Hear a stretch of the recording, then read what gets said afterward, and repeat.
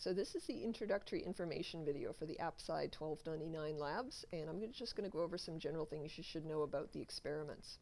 So to begin with, the lab schedule is posted on the lab room door, but it's easy to remember. We're going to do all of the experiments in the lab manual in order, except for lab 8, which we skip over. So week 1, you start on lab 1. Week 2, you do lab 2, and so on. You're always welcome to talk to other students and to collaborate on your lab projects, but everybody gets graded separately. So you're going to have your own toolkit, you maintain your own logbook, you build your own circuits, you write your own code. We do only have 10 lab computers, so if you have a laptop that you're willing to bring to school, that's actually a great way to do the course. So you can install the programs you need on your laptop and bring it with you, and that way you're always working on the same device regardless of whether you're at home or at school. So like I said, if you have that option, I do recommend it. If you are sharing a computer in the lab room, just be aware that both of you have to write your own code. Coding is the crucial skill for this course, so it's never acceptable to hand in identical code to someone else. When we see that, we always give both students a 0 for plagiarism. You must write your own code, even if you're collaborating closely with someone. You have one lab, one experiment to get through every week, and you get the full week to complete it. And generally speaking, you need that much time. So it's not just the 3-hour lab period, you have the full week to work on things. The way it works is that at lab 1, you'd start week 1. Lab 1 gets graded at the beginning of lab 2's lab period. So you've got that full week. You work on it for the week, and then at the beginning of the next week's lab is when I grade the previous week's experiment.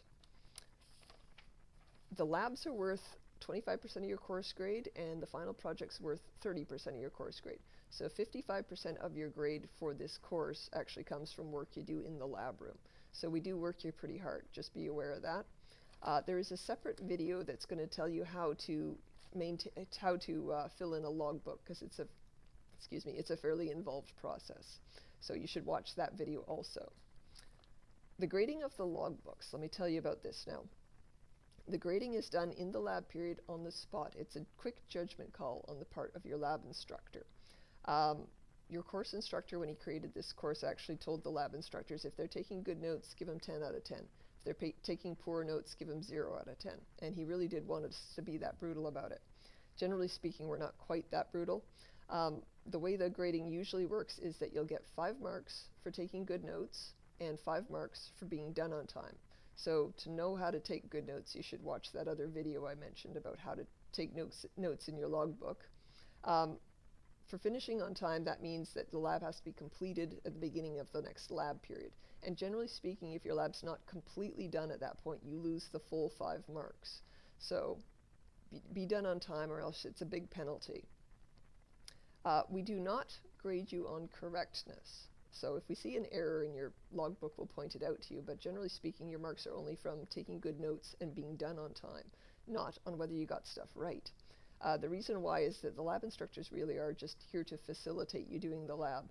The stuff you learn in the labs is what you need to know to do the final project. So it really is your responsibility to make sure you understand everything. So if you don't quite get something, figure it out. It's something that you will need to know later on, so take the responsibility for that. So the late arrival policy. Remember I said that if you didn't complete your lab on time, you lose the full 5 marks for incompleteness. If you show up late, it's basically the same thing as far as we're concerned. So if you show up a little late and the lab instructor is marked everybody else's logbook, you will lose the full 5 marks for being incomplete, even if your experiment wasn't incomplete. So if you're delayed for anything that is beyond your control, like the bus is running late or you blew a tire, try to get a message to your lab instructor as soon as you can. If you're stuck at home, try emailing them. If you can, phone somebody in the class or somebody in the lab and have them tell the lab instructor what's going on. You still will need to bring in your logbook as soon as you can for grading, but your lab instructor is more likely to be lenient about assigning a penalty to you if they knew that you were delayed for something that was not your fault. So just try to get a message to them as soon as possible. It does help. Okay, so the missed lab policy. So first of all, let me be really clear. Every single experiment is a requirement of this course. You can't skip any experiment or you fail the entire course. You must do every single lab. That said, because you get a full week to complete an experiment, it's actually not a big deal for you to not be able to make it to the lab period, provided you take steps to make sure that your logbook gets graded anyway. So, for example, if you know in advance that you can't make it to a certain lab period, go talk to your lab instructor about it. What you could arrange is maybe for somebody to bring your logbook in for you to be graded without you being there, or possibly you could take your logbook to the lab instructor early and get it graded early, so you just need to complete it a little bit early for them. So talk to your lab instructor if you know you're not going to be able to make it, and you can make other arrangements with them. If you wake up some morning and you're too sick to come to school, try and get a message to your lab instructor. So again, try and email them if you can, or phone a friend who's in the lab and have them go and talk to the lab instructor and just let them know you're not going to make it. You will still need to bring in your logbook to school as soon as you're able to for grading. And again, whether or not there'll be a penalty will be decided on a case-by-case basis, but especially if you've got a doctor's note, generally speaking, there won't be any penalty. You just need to get the logbook to your lab instructor as soon as possible. So like I said, get in touch with them as soon as you can, and they'll arrange something with you. Okay, some extras. So first of all the files you're going to need in this course are on the course website. Your course instructor will tell you how to find that website. And if you've got a lab instructor who is giving you these video introductions for the labs, those will also be on the website. We're going to be signing out toolkits to you for the duration of the semester. Those are on loan to you. You give them back at the end of the course. If you drop for any reason, also bring back the toolkit. You can either give it to your lab instructor or to the technician. We have a technician both on Surrey campus and on Richmond campus. On Richmond campus, the lab technician's name is Dan Pierce. On Surrey campus, the lab technician's name is John Carey. These are both incredibly handy people for you to stay on the good side of, because if something goes wrong with your equipment, they're the people who are best equipped to get things fixed. So if you suspect something isn't working in your toolkit, for example, certainly you can go talk to your lab instructor, but it's often even more useful to go talk to the technician first, because he is usually the person who's best equipped to say, okay, this is what's wrong, or here I can just swap out another piece immediately. Also, to stay on the good side of the technicians, just a few tips. First of all, when you're working by yourself in the lab, try not to be excessively noisy. So don't, for example, scream out obscenities because things aren't working. The technician is working in the next room, and that can be really bothersome to him. Also, don't mess with the equipment on the shelves. Unless it's your equipment, don't touch it. They really don't like that. Also, please clean up after yourself. So sweep up all the little bits of insulation off your wires and throw them out when you're done. And if you borrow a piece of equipment for your experiment, like an oscilloscope, put it away when you're done. Even if you're just taking over, somebody else left it out, put it away when you're finished. Just make sure that things are as cleaned up as possible for the technicians when you're finished with the room.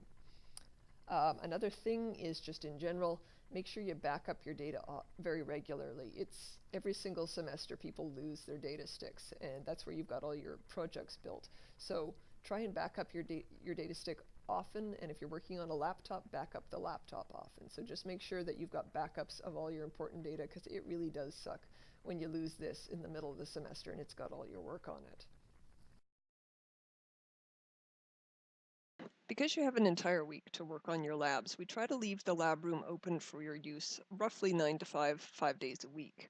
So this is just a map of our lab room.